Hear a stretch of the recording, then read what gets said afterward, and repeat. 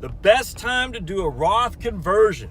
I get this question all the time. So let's dive right into this. All right, so a couple things. The ages of 62 to 70 are your most opportune time to do tax planning. Absolutely. I call that the golden age of tax planning. And or the golden years of tax planning. And I'm going to probably do a book on that when I finish up with the one I'm doing now. My book now is titled "You Can Retire on Social Security," and that's I'm getting close to being done with that now, which I'm excited by. All right, but the next one will be the golden age, the golden years of tax planning, and again 62 to 70. And here's why. A lot of times people retire 60, 62, 64, something like that, and when they retire, they no longer have an income. All right, they no longer have income coming in, which means their tax brackets are the lowest that they'll probably ever be, because they're also not at required minimum distribution stage. They don't have RMDs. So because of that, there's really no income coming in. It means they can really use the tax code to their advantage to move money from an IRA to a Roth, or just take distributions out from an IRA to put food on the table in order to delay taking Social Security. So it's a wonderful tax arbitrage, if you will, there. Now, but there's a couple drawbacks. One, the ACA, the Obamacare credits you get, or premium credits, these can be big. I mean, we're talking, some guy was saying the other day, like it'd be $2,000 a month if you didn't have the credit.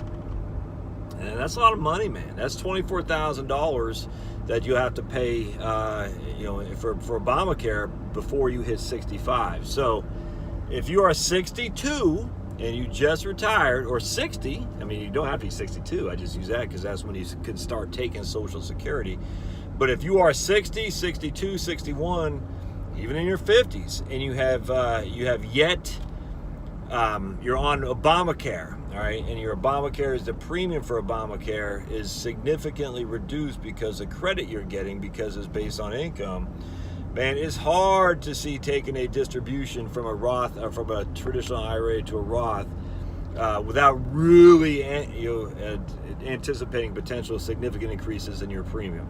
So let's just use a 62-year example. You're 62 years old, you just retired, you got no health care, you go on Obamacare, and you're getting a $1,500 a month premium credit. So it costs you, we'll just say $500 a month for a plan. All right, we'll just say that. All right, so $500, you're like, yeah, that's a lot, but I can deal with that. But then if you start doing mass conversions to Roth IRA, when I mean mass, we're just talking like $50,000 a year. And it puts you above the 400% threshold for poverty, of whatever. I don't even know what it is anymore. It's just so hard to keep track. But it puts you above the threshold for poverty. So now you no longer get the Obamacare credit. Well, in that case, your premium goes from $500 a month to $2,000 a month because you don't get the premium credit. And so would it make sense to do a $50,000 Roth conversion to pay tax on that $50,000? And we'll just say it's at a 12% tax bracket, so that's what, $6,000 on top of the $18,000 you're going to pay for Obamacare. I mean, that's just no. So what happens, and that's you have a $50,000 Roth IRA conversion, right? And now you're going to have to pay $24,000 in taxes. The $6,000 you have to pay on the conversion, plus the $18,000 extra dollars you got to pay for Obamacare. I don't see any benefit of that at all. I mean, that's almost a 50% tax bracket right there. So don't do that. That doesn't make sense. And now, I mean, what's the alternative? Well, the alternative is to wait till you go on Medicare. I mean, there's no other way around that. So now at 65 years old, you're not on Obamacare anymore, and you go on Medicare. All right, so now Medicare is different. I mean, Medicare, you have to worry about IRMA. The income was related to monthly adjusted income. I don't even know what IRMA stands for. It's something, the premium increases you have once you break a certain threshold of income. But IRMA is much higher than the Obamacare premium credit. So IRMA for a single person, $80,000 before you pay extra on your Medicare premium. All right, and when there, I'm only talking, yeah, your Medicare Part B is $135, and I think with IRMA, the first tier of IRMA is like $175. So it's an extra, $600 a year. Not huge relative to the Obamacare premium credits that you lose. So there's absolutely no way under God's green earth that you should be doing Roth conversions if you have Obamacare premium credits. None. I just don't do it. Just stop. Now, I will say, this does lead me to another thing that is going to be relatively new planning that you got to factor in. If you are working in some crappy old job and you're doing your due diligence, saving the money in your 401k, doing what you can, you gotta be careful not to have no assets outside of your IRA/401k.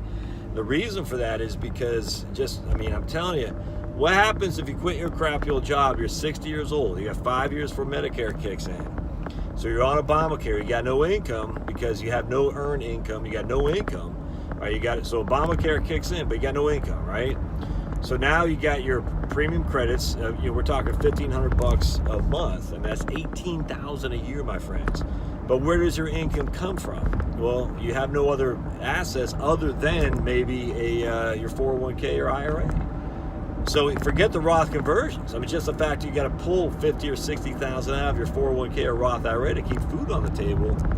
That's bad. And so, because now you're going to be losing that $1,500 a month Obamacare premium credit.